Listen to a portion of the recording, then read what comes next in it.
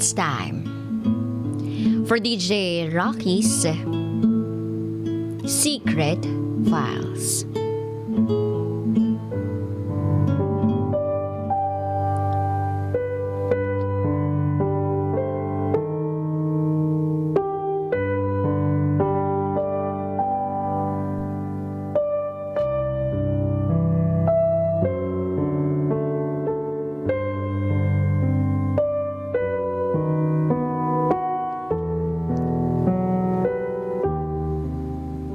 May nangyari sa amin ng ex-boyfriend ko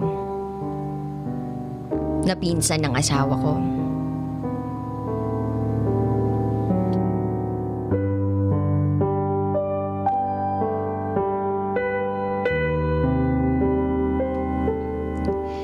Tawagin niyo na lang po ako sa pangalang Amara.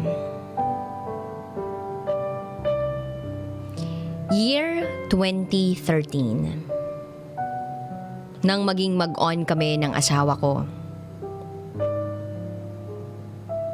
Itago niyo na lang po siya sa pangalang Yael. 21 years old ako that time. At siya naman, 26 years old.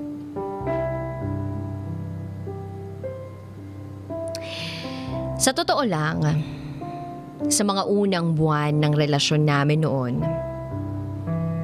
wala akong maramdaman na pagmamahal para sa kanya. Mabait siya, mapagmahal siya, maalaga siya, gwapo siya. At bukod doon, tanggap niya ang nakaraan ko with my past relationships.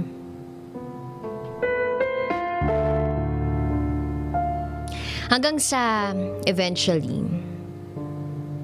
natutunan ko siyang mahalin.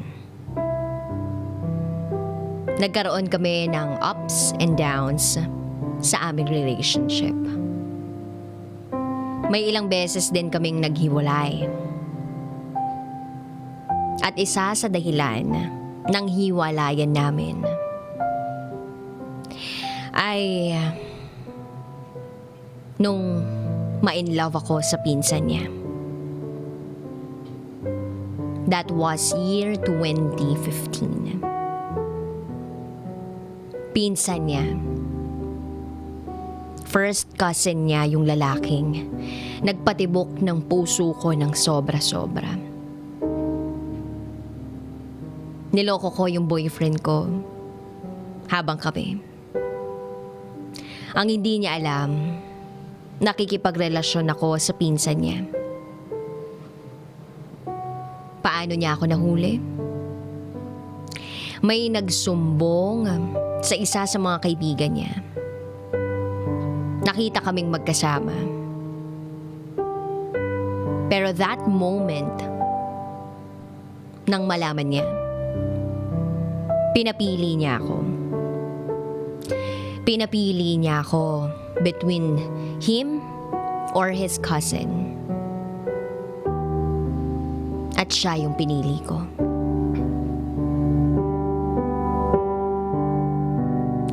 Isang buwan din kaming nawalan ng communication sa isa't isa.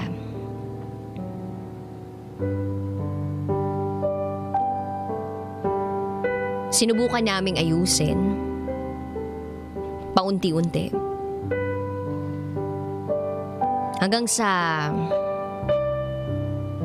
pinuntahan niya ako sa bahay namin. Nag-usap, tinanong niya ako tungkol sa nagawa ko. Tinanong niya din ako kung yun ba talaga yung gusto ko.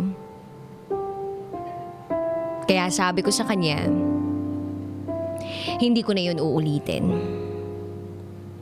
Kasi siya naman talaga yung mahal ko. At hindi ko naman talaga mahal yung pinsan niya. At ayun, pinatawad niya din naman ako. Ramdam ko at alam na alam ko, mahal niya ako.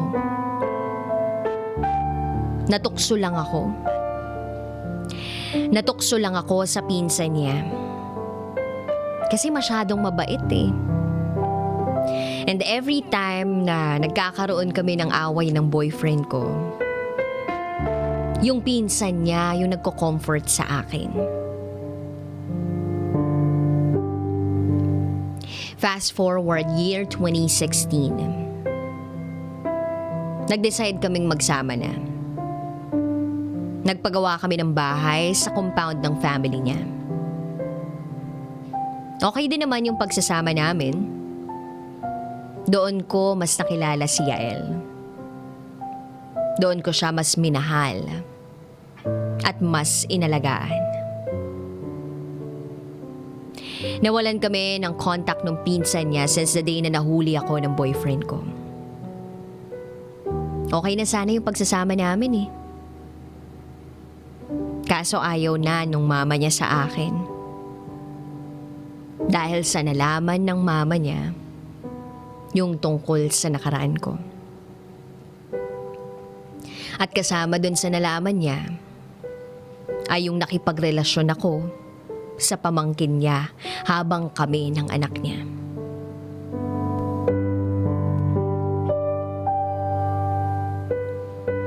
Pero alam nyo, ni minsan, wala akong narinig na panunumbat galing sa live-in partner ko. Nangako siya na kakalimutan niya lahat yun. Basta ipangako ko lang daw sa kanya na hindi ko na uulitin yung pagkakamaling nagawa ko sa kanya. Naging okay naman yung pagsasama naming dalawa. Maraming ang nagsasabi, ang swerte ko daw sa boyfriend ko. Kasi naintindihan lahat ng kamaliang ginawa ko. Napatawad pa ako. At masasabi ko talagang oo, ang swerte-swerte ko. Hanggang sa isang araw, inalok niya akong magpakasal.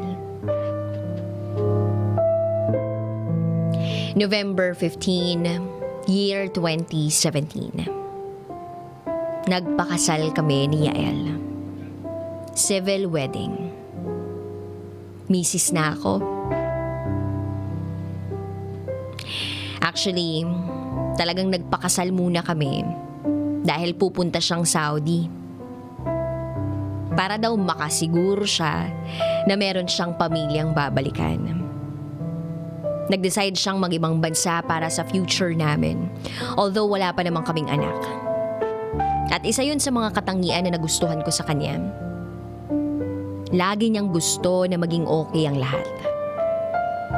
Ako naman, lumuwas ng Maynila at nanirahan na nung simula nung umalis siya. Okay naman, LDR kami. Lagi siyang tumatawag sa akin. Lagi siyang nagpapadala. Masaya ako kasi okay siya kung saan man siya ngayon. Actually, 2019 pa yung balik niya dito sa Pilipinas. At nandito ako, naghihintay sa pagbabalik niya. Pero last September, inopen ko yung old Facebook account ko. Gusto ko lang sanang makuha yung old photo ko. Yung mga throwback photos. Nang biglang may nag-pop up sa messenger ko.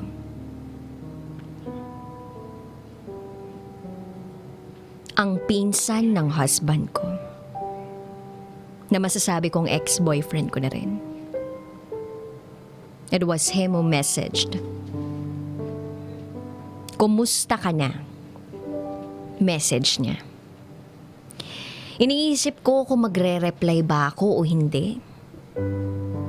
Hanggang sa sunod-sunod yung messages niya. Nag-reply ako at sinagot yung mga tanong niya. Nagkumustahan kami. Nalaman niya na nandito na ako sa Manila nakatira. At nangungulit siya na kung pwede daw, magkita kami. Sabi ko naman sa kanya, hindi pwede kasi baka malaman ng asawa ko. Pero masyado siyang mapilit. At ang nakakagulat dito, nalaman niya yung eksaktong lugar ng bahay ko. One night, nagulat na lang ako. Nasa labas na siya ng pintuan ng inuupahan ko. Sa totoo lang, hindi talaga ako sinungaling. Ayokong pagsinungalingan yung sarili ko. Naging interesado rin naman ako talaga sa kanya. Alam kong mali. Pero nung gabing yun, may nangyari sa amin ng ex-boyfriend ko na pinsan ng asawa ko.